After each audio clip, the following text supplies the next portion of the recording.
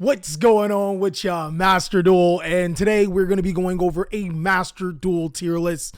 I originally did this over stream, but unfortunately the file was corrupted, so I'm going to be doing this again. It's going to be really exciting to go over all of these decks that we have post the February 5th Forbidden list and tell you exactly where do I think these strategies rank. So ABC actually did lose a lot from the Forbidden list, and in case you did not know, the Forbidden list actually had a huge impact on quite a few decks, one being the banning of Union Carrier and Totally Awesome. Then there are also some notable hits or unlimits off the list like Solomon Great, Gazelle, and Conquistador. We'll be using this tier list based on that particular list, and hopefully when we get our new selection pack, I will do another tier list there. If that's something you guys want to see, let me know down below in the comment section. So ABC did lose Union Carrier, and I actually had it at a lot higher before losing Union Carrier, but unfortunately, it's damn near casual mode. Union Carrier was really important to make this deck consistent, and I did have it a lot higher on stream, but even Distant Coder, who was playing the deck pretty religiously, said that it was a walking brick. And it's really, really sad that a card like Union Carrier was one of the key pieces to this deck, and with it being hit, it's not as powerful. Now, I do like that the Therion strategy does allow you to equip your Union pieces and special summon it, which could give you a little bit more flexibility. But with the Adventure Engine being hit and Union Carrier being banned, I don't really see that this strategy as worth being playing right now, even with ABC Dragon Buster now at 3. Now, I actually had Adamantipators a lot lower, actually dangerously lower. I had it in a lot of effort, but to be honest, it's still a fairly good strategy. I'm on a cusp of putting it in really good and takes a good pilot. I'm going to put it in takes a good pilot. Losing Union Carrier did not affect this deck like I would thought, because Huckley Fabrics being banned, you don't necessarily need Union Carrier to equip the Block Dragon. It's not as easily accessible.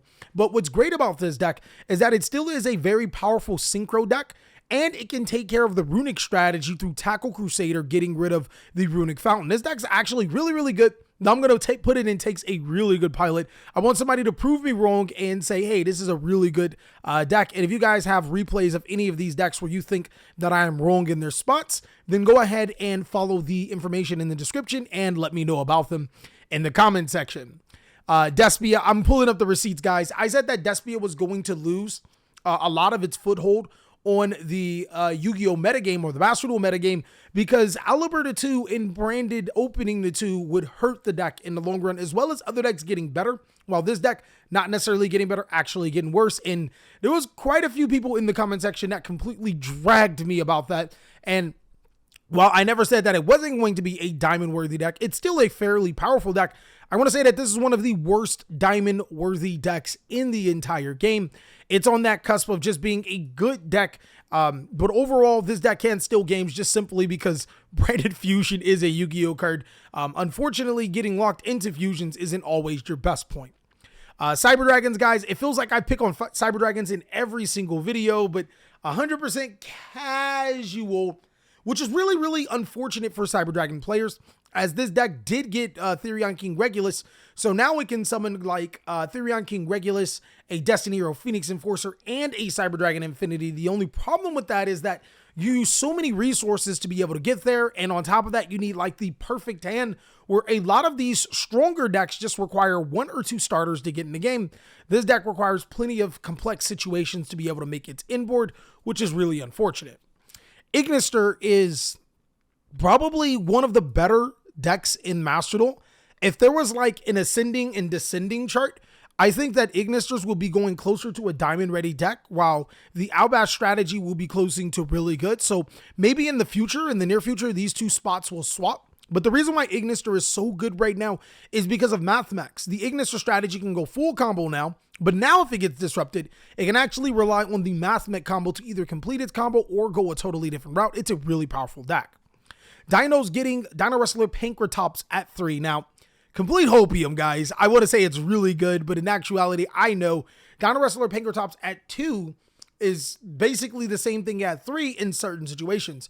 There's really only one other situation where I would say that it really helps Dinos, and that's Small World.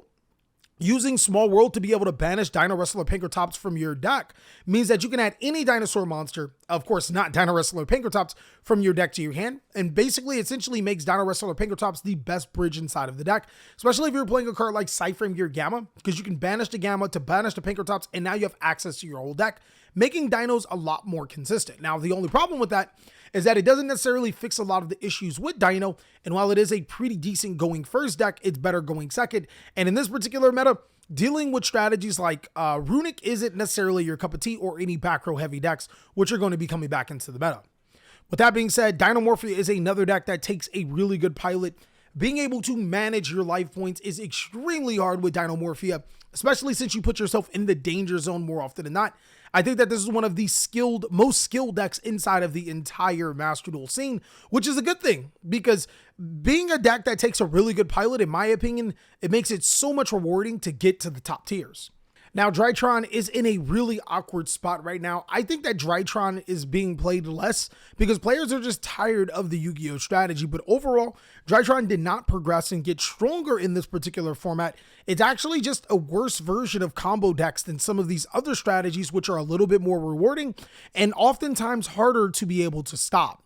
So with that being said, I wouldn't say that Drytron is like a terrible deck. It's probably the best deck in a lot of effort, and probably will go down as the best deck in a lot of effort. But overall, it's definitely a strategy that requires more effort to be able to play, and wouldn't be the easiest path for you to get to Diamond. Now, Eldritch did get Conquistador to 2. And I think that that is huge for Eldritch players. But the problem with Eldritch is now with Conquistador at 2, Eldritch strategies are losing a lot of its floodgates. See Skill Drain, Rivalry of the Warlords, Goes in Match, and now there can be only one, which is on the Forbidden list. I think with the decline of floodgates, Eldritch is going to be, and it takes a really good pilot, because the strategy can no longer rely on helmet likeness to being able to disrupt the opponent, while Eldritch the Golden Lord just kind of pops off what it wants to. I think you're going to have a really dedicated pilot to be able to play this deck to its fullest potential. Floowandereeze, this is still one of the best decks in Master Duel. It's ridiculous how consistently powerful this deck is, and even with Dimension Shifter semi-limited and Wind Barrier Statue banned, normal summon Robina is probably one of the easiest ways to learn how to play this deck, and one of the more rewarding strategies for what it is. That Grass Looks Greener was played in quite a few decks in Master Duel. That Grass is actually just, this is a representation of all decks that play that Grass. I think, personally, they were never on the high end of the Yu-Gi-Oh! Or the Master Duel scene, but even more now, they take a lot of effort. Now, granted, you do have 2 copies of that Grass instead of 0, and that's, you in theory, losing just 1 copy of that Grass is Greener isn't that bad, right? Wrong. Just like how we talked about losing copies of Aliber and Branded Opening was detrimental for a 40 card deck, it's even bigger for a 60 card deck, because every single piece is vital, and needing to have 3 copies of a particular card is necessary. Semi-limiting that Grass is Greener was probably the best thing to do, because a lot of builds only play 3 copies of that Grass with no Left Arm Offering. And if you do play Left Arm Offering, you have to compromise your entire hand a lot more times than just drawing that Grass is Greener. So I do think that this is a lot of more effort, especially seeing that you have to spend more gems just to make some of the other strategies a little better, which doesn't always happen. And with the hits on Adamantipator, it just might not be worth to play that Grass Adamantipator, maybe just regular Adamantipator. Infernity actually got support from the Forbidden list. If this actually reminds me of the wind-up situation where I said wind-ups are not good, and people were like, yo, you're crazy. Yeah, this deck's not good still. The problem with this deck is that it is a worse combo deck than Drytron, which is a worse combo deck than Ignister. It's not a bad strategy, it's just not a great strategy in this card game right now. Labyrinth Mommy Milkers, guys, I would say that this is a really good deck into the format. This is one of those solid trap-based decks that you can use to be able to just instantly gain wins. And if you guys think that maybe this is wrong, maybe it's a little bit of my bias or hopium here, but overall, I've seen a lot of Labyrinth strategies just being able to completely dominate the game over the replays. And I myself, we have not had a hard time playing Labyrinth. We actually stopped playing Labyrinth just so we could have a little bit more fun, because it's been complete blowouts. If you know how to play this deck correctly, you're in a really good spot, as you'll be able to abuse a lot of situations into your favor. Marine Test is still pretty powerful, guys. I do think that it takes a good player to be able to play a little bit better now. Totally Awesome isn't a huge loss for the strategy, but it is a loss nonetheless, something that you do have to respect with the Marine Set strategy. But overall, this is the Cybers deck that cannot play the Mathmech cards extremely well, and I think we would value the Mathmech cards a little bit more than not having the Mathmech cards, and this is one of those that can't abuse that. Mathmech is hands down the best deck in Yu-Gi-Oh! It's the best deck in room right now for Master Duel. This deck is completely incredible. 1-card combos, 2-card combos. It can search any spell or trap card you want from your deck to your hand. So if you were running a floodgate inside of your particular Mathmech deck, you can proceed to search that card to be able to lock out whatever you feel that your opponent is doing. This is just hands down the best deck in Master Duel. Even a month later, or a couple of weeks later, just like how we predicted, this is the Big Daddy deck that you must respect. Numeron got Memories of Hope off of the Forbidden List, and while I think that that card is pretty good as it allows you to draw more cards, unfortunately, this deck is so glass cannon inside of the Master Duel meta. You would think that it would have more wins because of best of one, but it simply doesn't. It's not necessarily a bad beginner deck to get into if you're learning how to play Yu-Gi-Oh! But overall, as you get higher and you play against better players, it's not going to be as an effective strategy as you want it to be. Pendulum did get double Iris Magician, which is really good for Pendulums. That's extremely good for Pendulums. Unfortunately, Pendulum is almost like Drytron. It's a deck that requires a lot of thought, huge combo brains, and unfortunately, as long as Pendulum becomes an as long as Pendulum is an amalgamation of decks instead of particular decks in sequence, then this deck won't be good. I want to say once we get Draco Slayers and Draco Slayer becomes its own strategy, or if we get support to make some of these other Pendulum decks their own strategy, that's when this deck becomes a lot more respectable and we can split them up and then go from there. But for right now, it's just a huge combo deck that doesn't do enough in the Yu-Gi-Oh! Card game, whereas Mathmech and Ignister just do better jobs. Phantom Knights have completely fallen off the map. I almost want to put them in casual. I almost want to put this deck, it's literally just disappeared off the face of the earth. The disruptions that this deck puts up literally don't mean a lot in this card game or in this this game right now, but it is still a very fun deck to play, very, very fair deck to play, and that's probably one of its biggest problems, that it's a fun, fair, not ridiculously competitive at the higher tiers, but if you are a Phantom Knight player, you probably could get the plat fairly easy in this deck. Now, I've realized about I was wrong about this strategy. Sun Avalon, I thought was going to be a diamond tier deck. I'm going to put it in really good.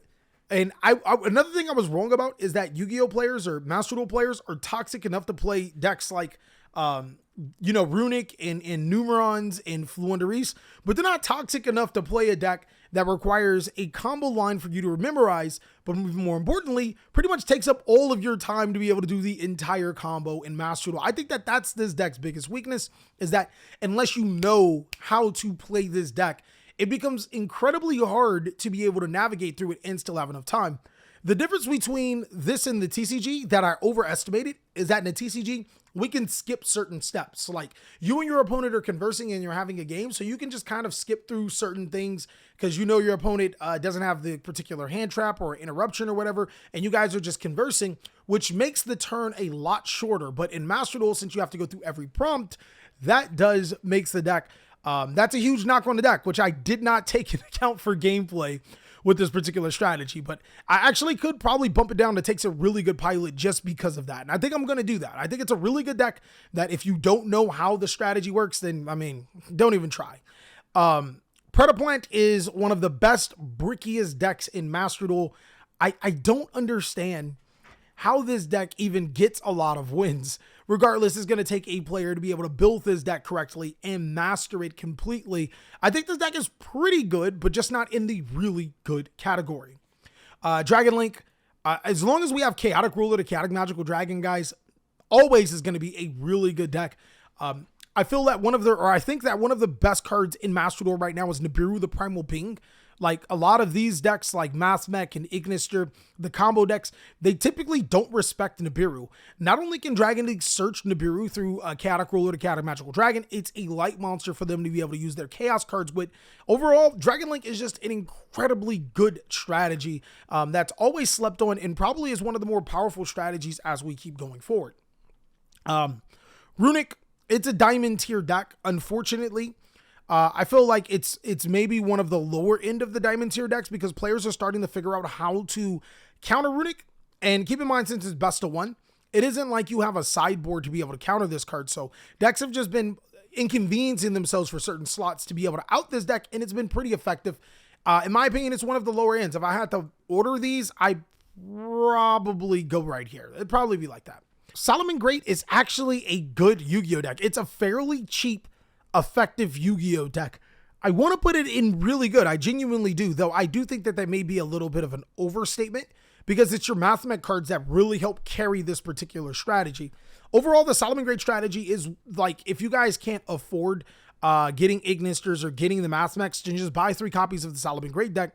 This is probably one of the best, takes a really good pilot decks because yes, you do need to understand how Solomon Greats work and you do need to be able to navigate through their niche effects. But overall, this is easily one of the best strategies for you to pick up if you are trying to play Master Duel on a budget. All you need is pretty much the Solomon Great cards, which is 3 structure decks, 2 Mathemech Circular for the ultra rares, and then there are 2 of their extra deck monsters, and you're golden. The deck's really, really good. Of course, you need access code talker and stuff like that.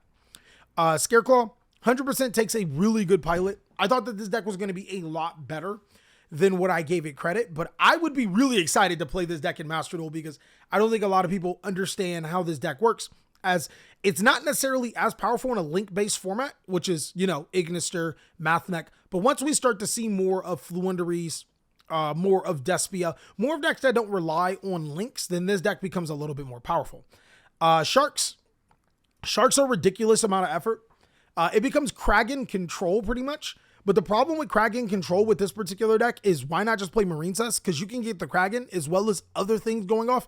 Like Sharks have nothing going for them that Marine Cess can't do at this particular second really well. Sky Striker's hands down, really good deck. My favorite version of Sky Striker is probably Sky Striker Therion, though I do like the Spellbook version in this deck as well. I think all 3 of them can work in perfect harmony. And for the people that are probably wondering how the Therions work, is because Regulus can attach a Sky Striker Link monster, which is really good. That's a free summon. And then, of course, Regulus can get rid of itself to be able to negate the activation, which opens up your Sky Striker cards. Really, really good combination right there. Swordsoul, easily diamond tier deck. I feel like this is maybe the second best deck in Master Duel. I think that that's really, really powerful in here. Very easy to learn. Maybe if you're not interested in Floowandereeze and you want a deck that's really easy to learn, that's diamond worthy, this would probably be the way that I would point you, as long as you have the way to craft it, because unfortunately there's no secret pack for it. Thunder Dragon takes a lot of effort. The problem with Thunder Dragon is that Thunder Dragon Colossus does not do enough. And it's really interesting that Thunder Dragon Colossus doesn't do enough. But overall, instead of playing Thunder Dragons, you could also just play Rocket Dragon Link, which is really unfortunate because, like, all you have to do is mix a Thunder Dragon Roar, Thunder Dragon Dark, and Thunder Dragon Hawk, and boom, you have a Thunder Dragon Colossus, which is kind of this deck's main thing. But since this deck is a lot more versatile, you might as well just play Rocket Dragon Link. Nothing really happened to Tri-Brigades. It's a fairly good Link deck. Players are starting to figure out that the Tri-Brigade strategy is easily to disrupt. But the problem with that is that the Lyrillus part of the Tri-Brigade is really good. And since these decks kind of all lose to a rock, like Swordsoul, Mathemech, Ignister, Dragon Link can lose to a rock, a little less susceptible. The strategies that are less susceptible to lose to Nibiru actually get a slight boost. And that's why I think Dragon Link, because sometimes it does, but if you're a really good player with it, it doesn't really hurt. In Tri-Brigade, these 2 decks can play around Nibiru, and that's what makes them very viable. Kiryukushin, of course, takes a really good pilot to be able to pilot, but this is probably the second best water deck that I'm seeing on this tier list right now. And because I play a different style of Marine Cess, it actually gives you something through a searchable floodgate in Kiryushin, which pretty much is an opposite Rivalry of the Warlords or opposite Gozen match. It's really, really good. And lastly is Virtual World. I'm going to say Virtual World takes a really good pilot, not necessarily a bad Yu-Gi-Oh strategy. The problem with Virtual World is consistency. But other than that, it's still the exact same Virtual World deck as it was at the beginning of Master Duel, with the exception of no True King of Calamities. And that's pretty much all that I have for the Master Duel tier list. If you have a problem with a particular strategy and you want to prove me wrong, go ahead and submit your video of you showing me how powerful your deck is in the comment section. Of course, if you want to see more amazing Master Duel content, Be sure to check out these videos as I'll catch you on the next one.